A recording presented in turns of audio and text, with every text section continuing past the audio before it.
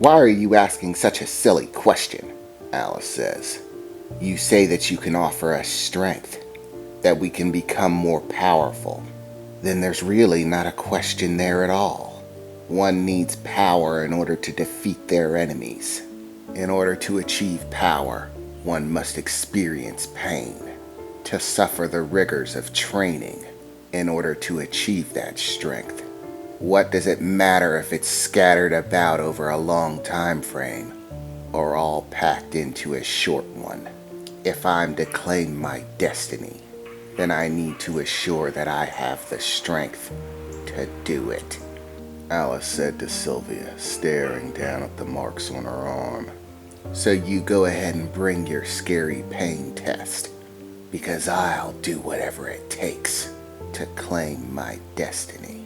The look on Alice's face was still that terrifying, sort of serious. A face of determination mixed with a sort of madness that was particular to Alice. But that didn't stop her from being absolutely right. Pain or not, we need the strength. Our enemies aren't going to twiddle their thumbs and wait for us. If we are to surmount unsurmountable odds, we need power, I said, looking to Sylvia. So that makes two of us that are in, leaving only one. What do you say, Eliza? Is this a journey you're prepared to take? For a moment, Eliza looked somewhat frightened, but then she looked over to Alice, and her expression grew more serious, more focused. I've already fallen behind enough. I've had to work in the lab while you guys were out here training. There's no doubt that you're the stronger two.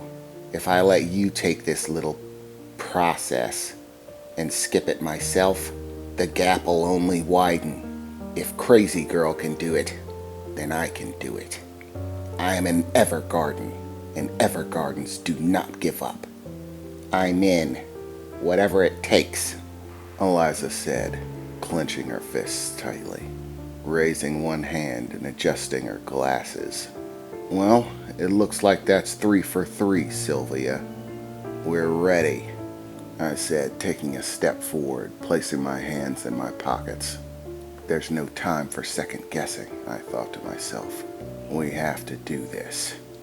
Very well, Sylvia replied, beginning to stand from her chair. And with another beckoning of her fingers, yet another object began to float, emerging through thin air. This time a chest that slowly lowered itself to the ground, facing me, Eliza, and Alice. Sylvia bent down, opening up the chest, and inside, bottles. A large assortment of them of different types, sizes, and colors. Many of them glowing brightly, ominously almost. Sylvia reached in and from the chest claimed 6 bottles, 3 small vials that seemed to be filled with not a liquid, but some sort of gaseous form, like wisps of steam that glowed a bright white light and seemed to move around in the vial. And 3 green bottles that had a dim glow to them as whatever liquid was inside swirled around. All right, listen closely and do nothing until I tell you to do it, Sylvia said, the bottles in hand.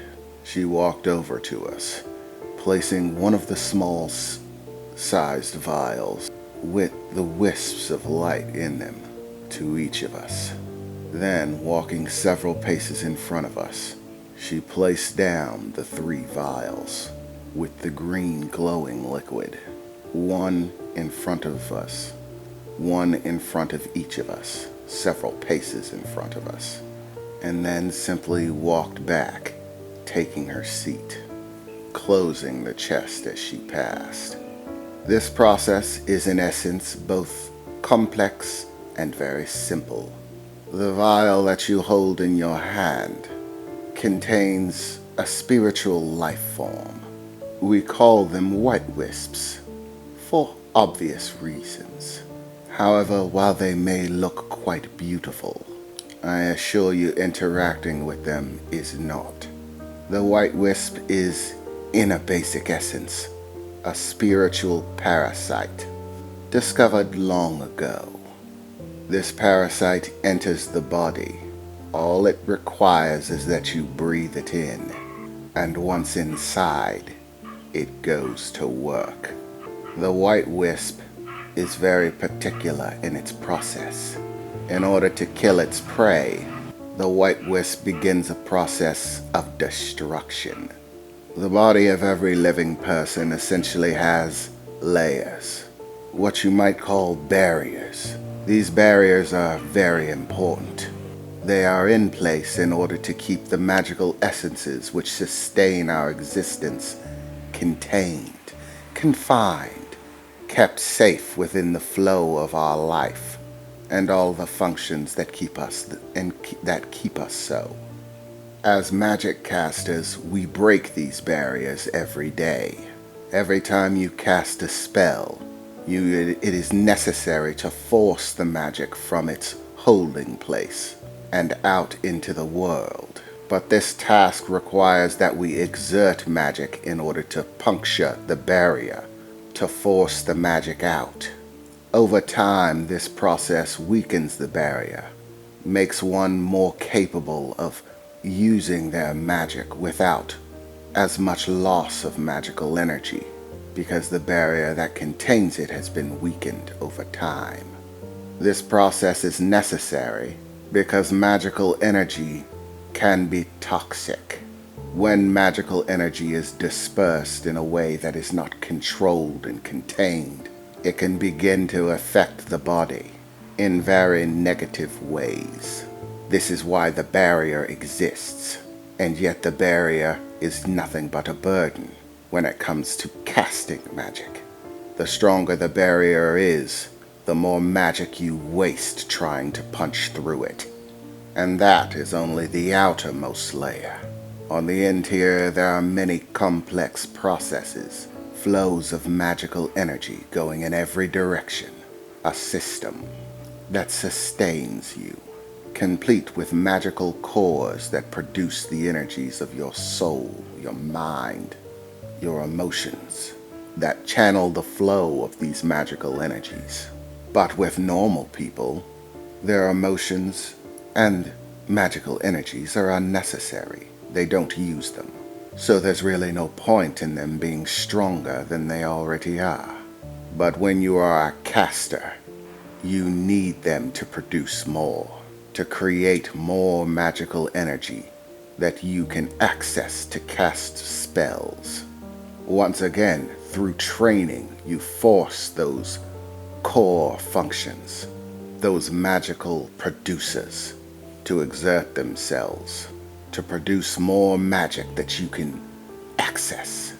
And then there is the control barrier. Just as the other barrier before it, its function is in part to contain your magical energy. But that barrier is built to contain it within your body. But the space which this barrier allows is small, confined, limited. In order to increase one's magical power, the barrier must be increased in size, forced to spread, to allow more magical energy to be kept within it. Once again, time and training is the method. The more magical energy you use on a regular basis, the more the demand on your body increases, and your body begins to produce more. Like filling a balloon with air, it begins to expand, the barrier growing larger over time due to the increased pressure within. The will-o-wisp, the white wisp, resolves this. It resolves all three problems.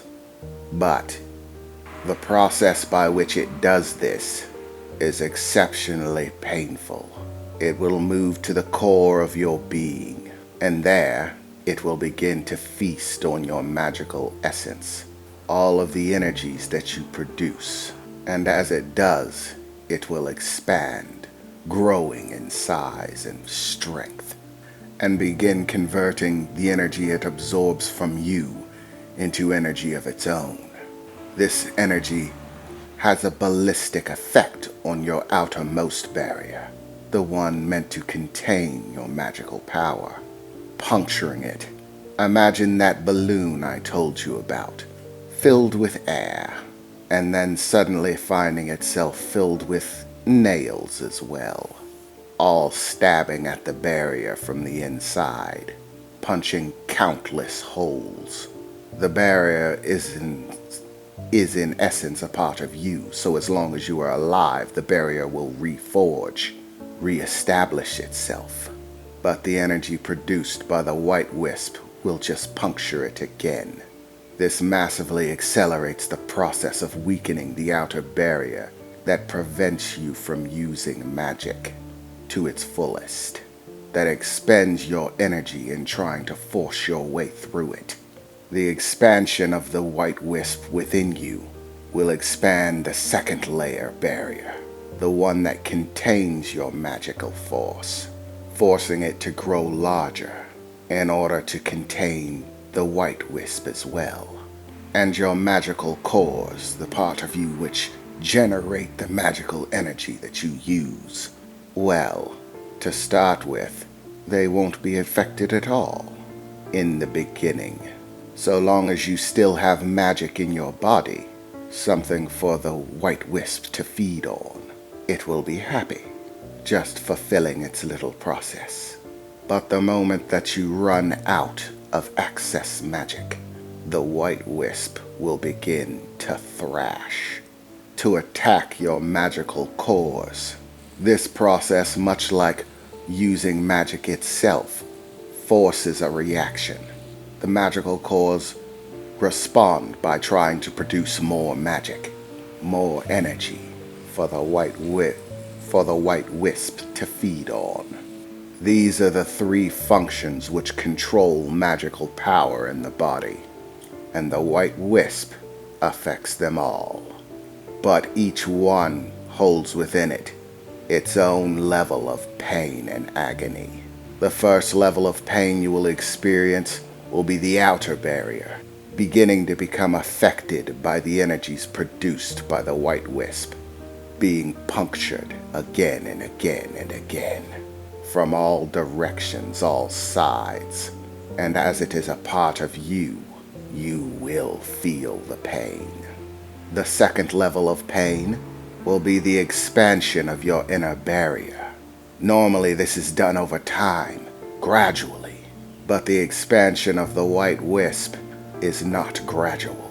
It demands more room, more space to encompass its spiritual form, so it will force the barrier to grow, to expand far faster than it should.